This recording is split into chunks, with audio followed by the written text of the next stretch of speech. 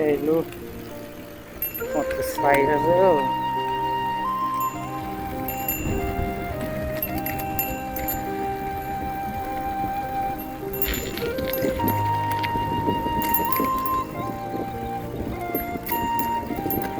ai sẽ chọn thay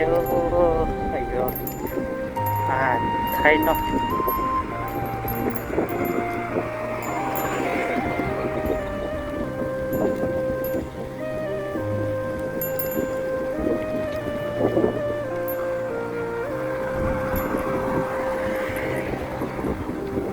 Cha con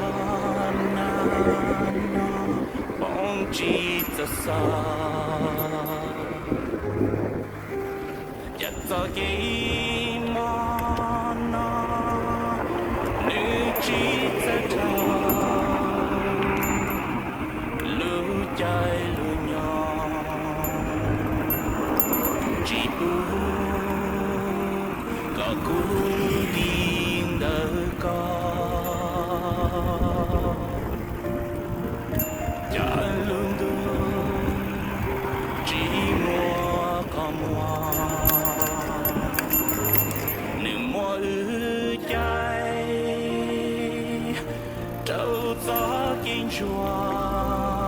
sẽ suy tập kéo chỉ có tỏ năm thay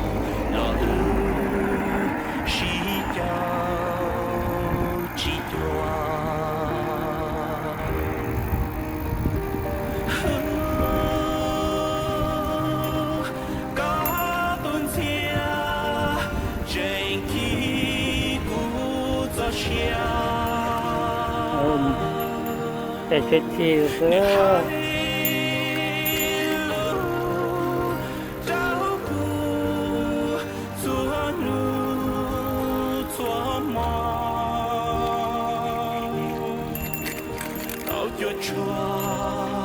tôi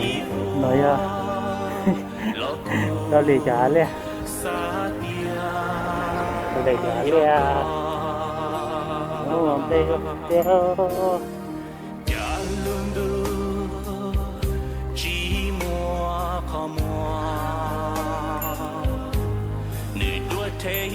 có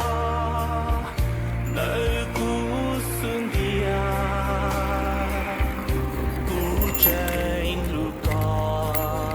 xa bùa có lu có chỉ sao